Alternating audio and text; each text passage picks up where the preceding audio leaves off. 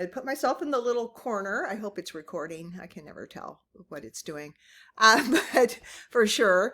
So here we are in week six. I have it in student view, so you can sort of see the, I guess we could say the component pieces all in a row.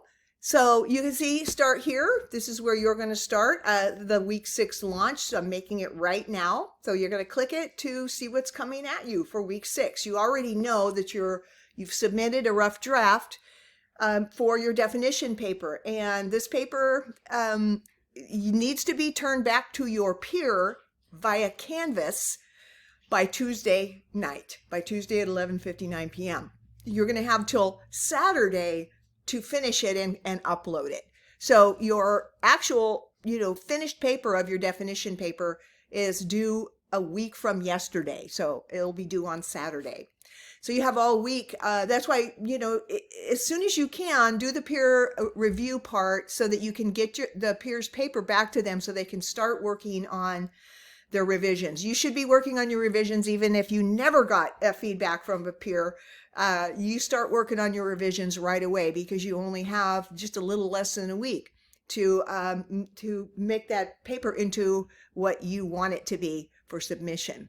All right, so chapter 1 in our book, you've got a quiz, so what, who cares, saying why it matters. And I think it's really important to emphasize that when we write an argument, we do need to say why it matters. In other words, it's not enough to just say,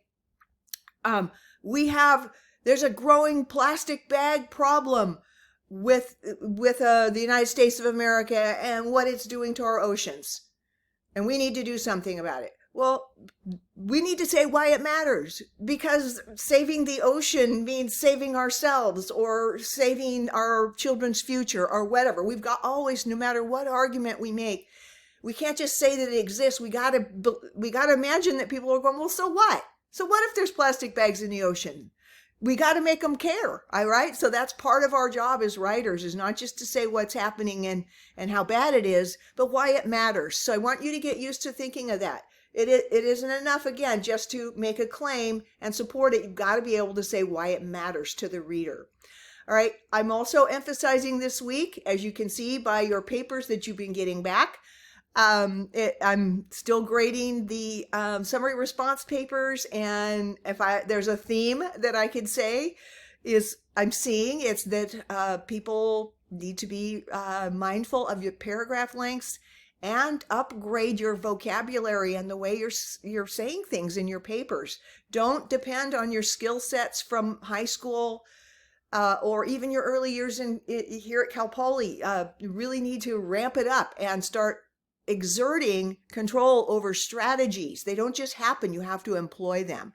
Just like a transition doesn't happen. You have to create a strategy and then create a transition that is strategic. There's a lot of strategy in writing, and I think that most of us tend to kind of think, well, I've been reading and writing for a lot of years. How hard can it really be? And to make meaning is one of the most difficult things we do as humans.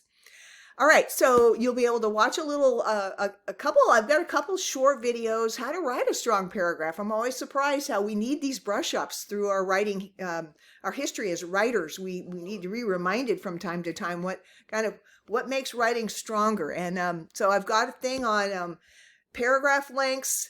And as you know, last week was the to be verb, and I am not going to stop on grading. You can see that paragraph lengths and your to be verbs are some of your biggest offenders in my grading. All right. So just accept that. That's the way it is for this quarter. I promise you're going to be a better writer if you can learn to kind of, create new habits and get rid of the ones that don't work for you. And by now, if you're getting papers back to me with comments on them, you're able to see, oh man, I've got to upgrade this this thing, this thing I'm doing with my writing. I used to be able to pull this off in high school, but I can't pull it off in college. So college writing is it's kind of the difference between you were a really good athlete in high school and now you're in the Olympics. So it's not that you became any less skilled, the work got harder, okay? So it makes you have to purposely employ the skill sets that you have gained over the years. All right, so I also am supplying for you here some sample definition papers that are graded, so you can see not only what did students do, what did they write on, how did they develop the papers, and what made them stronger or weaker. I don't ever like to think that there's a right or wrong with writing. It's usually whether your argument is weak or strong, and strong arguments come from strong writing and reasoning. Okay. I also tell you how to revise. If you haven't been a person who's done revisions or micro revisions, if you've always thought, well, you know, I'm pretty good, I just cough up a draft and then I doll it up a little bit and turn it in. Yes, that is probably the basis of a good solid C paper, is to take that strategy. The A papers in this class are going to show obvious revision. It's going to be evident to me who revised and who kind of just, you know, patched up something and then hurriedly turned it in. All right, so here's your definition submission, and it is on Saturday night. All right, we are moving into the research paper this week, which will occupy the entire rest of our quarter, which I love. I love the research paper. It's my favorite component of the quarter. I think you get to choose your own topic, and it becomes an exciting treasure hunt for you. So pick your topic wisely. Here I have a video I want you to watch, really short, that picking a topic is a very analytical procedure. It isn't just pick a topic out of a basket and write about it.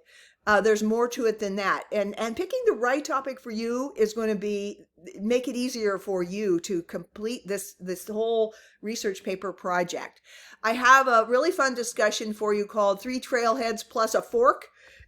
And so I created it years ago. It used to just be called 3 Trailheads and then plus a fork. I wanted to add another option for you, but I think I supply some activities here that will help you find out not only is a topic interesting, arguable, but interesting and arguable, is it something that you can stay committed to and in love with for the whole rest of the quarter. So don't pick something that you think, I could probably manage this topic. Pick something you love, that you're really interested in. When you go through the 3 trailheads, you'll get to see you have a lot of options for your own topic choice. The grid assignment, some of these, while it shows that you're going to be working on it, you don't actually submit it until the following week on Tuesday. So I'll probably open it up for you, even though it is in the following week's Canvas. I couldn't think for a minute, but it isn't really due until the following week. But so you can kind of think of it this way. The first half of the week, even more, is spent still on the definition paper. And then at the end of the week, we are transitioning into the research paper, in which we will remain for the whole rest of the quarter. So I'm excited about where we are now, and kudos to all of you, how hard you're working. I'm so enjoying reading everybody's papers. I think this is one of the best parts of my job. I don't know how math professors handle just looking at numbers, but I get to read your ideas and your reasons and the way you think, and it always gives me hope for the future when I get to read student writing and just read what your ideas are and how you think here now in the world. So thank you for that. All right, so that's all we got for you. I think there's enough here to keep you busy. You might feel that things are sort of turning a corner at the end of the week, and they are moving away from me being such a control freak over things, you know, what you're going to read and how long you're going to read it and blah, blah, blah. And now we're moving into where you're controlling a lot of it. I have a lot of due dates and I have, you know, things for you to do, but you now are the one that's going to be finding the research. You're the one. I'm not supplying the articles for you. So this is where we've really turned, if you remember the scaffolding, where we build on ideas and gradually sort of let loose so that you're more independent minded with the way you proceed through research and development and writing. All right, everybody, this is going to be a great week. I'm really, really stoked about week 6, and I hope you will be too.